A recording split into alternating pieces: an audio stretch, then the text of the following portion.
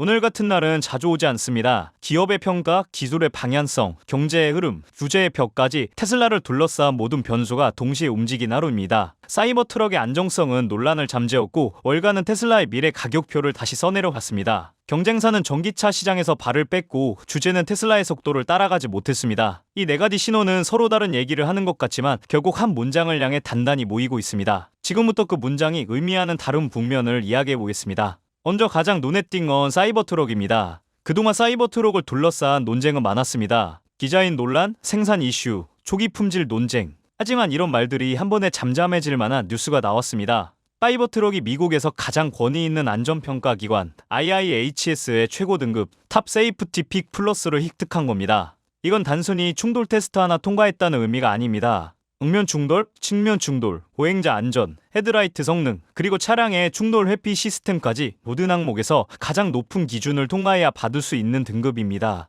말 그대로 미국에서 가장 안전한 차량 중 하나라는 공식 인증인 거죠. 전기 픽업 시장은 안정성이 구매 결정의 절반 이상을 좌우하는 시장입니다. 그런 시장에서 테슬라는 기술로 만든 실험적인 차가 아니라 기준을 새로 만든 차라는 인정을 받은 셈이에요. 이건 앞으로 사이버 트럭의 판매력뿐 아니라 테슬라 브랜드 전체의 신뢰도를 끌어올리는 굉장히 중요한 뉴스입니다. 그리고 다음은 월가에서 나왔습니다. 이치오 애널리스트 BJ 라켓이가 테슬라 목표 주가를 기존 475달러에서 530달러로 대폭 상향했습니다. 그런데 여기서 중요한 건 상향 이유인데요. 차량 판매, 매출, 마진. 이번에는 그런 전통적인 지표가 전혀 언급되지 않았습니다. 대신 테슬라의 자율주행 기술 선도력, FSD의 진화 속도, 로보택시의 시장의 성장 잠재력, 그리고 옵티머스 로봇 기술력 이렇게 적혀 있었습니다. 즉 이제 테슬라는 자동차 회사로 평가받는 기업이 아니라 AI 회사, 로봇 회사로 평가받고 있다는 뜻입니다. 특히 옵티머스가 목표 주가 근거로 정식 반영된 건 의미가 큽니다. 단순한 프로토타입이 아니라 미래 수익 모델의 한 축이 될 수 있다는 시장의 인식이 생겼다는 의미니까요. 이건 테슬라 주가가 기존 자동차 산업 프레임에서 벗어나 새로운 밸류에이션을 향해 움직일 수 있다는 신호입니다.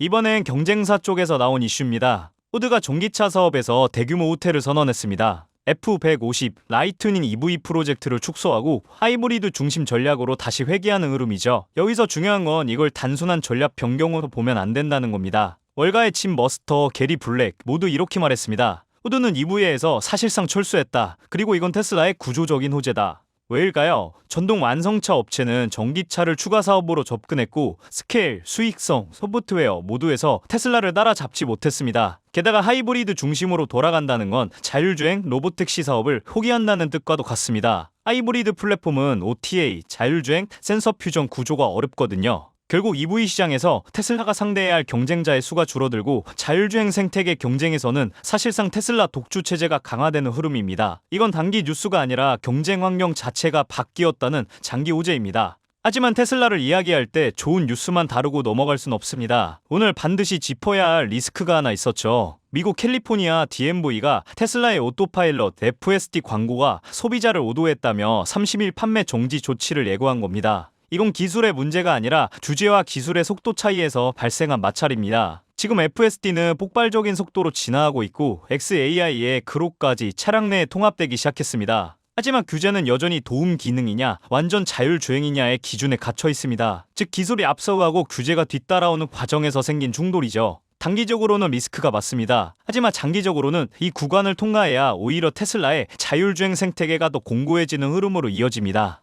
오늘 테슬라를 둘러싼 뉴스들은 단기 재료가 아니라 하나의 전형적인 패턴을 보여줍니다. 기술은 실력으로 인정받고 미래 가치는 다시 계산되고 경쟁사는 따라오지 못해 떨어져 나가고 규제는 기술을 따라잡지 못해 충돌합니다. 이 네 가지가 동시에 나타나는 시점은 대부분 기업이 궤도를 바꾸기 직전에 등장합니다. 테슬라도 지금 바로 그 지점에 와 있습니다.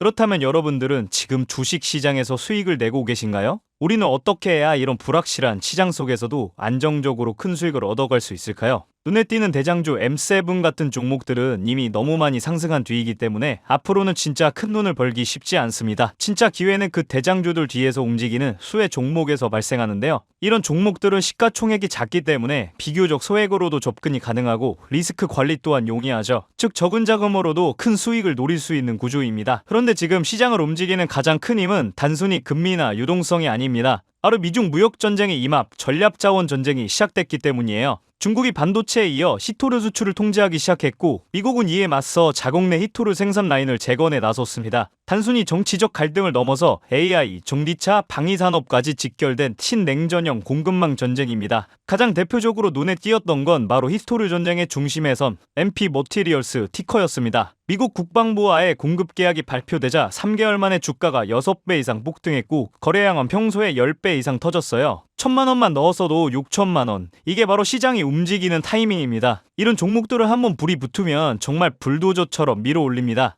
왜냐면 시장의 자금은 테마에 몰리기 때문이에요. 하지만 여러분, 중요한 건 여기서 끝이 아닙니다. 한두 종목이 폭등하고 끝나는 이야기가 아니라 산업 전체의 판이 바뀌는 신호라는 점이에요. 히토류 전쟁의 불길은 이제 리튬, 니켈, 코발트 같은 2차 전지 원자재까지 번지고 있습니다. 이미 티코와 LAC 같은 대장은 너무 멀리 가버렸지만 그 뒤를 따르는 진짜 수혜주들은 아직 초입에 있습니다. 히토류 자석을 제조하는 기업이나 리튬 정제를 담당하는 2차 밸류체인 혹은 이 자원을 기반으로 한 방산 전기차 부품 기업들이요. 이런 기업들은 아직 시총이 작고 조금만 자금이 들어와도 급등 파동이 나올 수 있습니다. 테슬라나 엔비디아 같은 재무가 탄탄한 기업에 중심을 잡고 이러한 기업들의 분산 투자하셔야 보다 더 큰 수익을 얻어가는 겁니다. 지금 시장은 분명히 움직이고 있습니다. 하지만 대부분의 개인 투자자들은 이 거대한 판이 어디로 흘러가는지조차 모른 채 뒤늦게 따라붙고 있어요. 진짜 돈은 먼저 움직이는 사람의 몫입니다. 그래서 제가 이번에 직접 현재 이 전략 자원 전쟁 속에서 가장 강하게 수급이 몰리게 될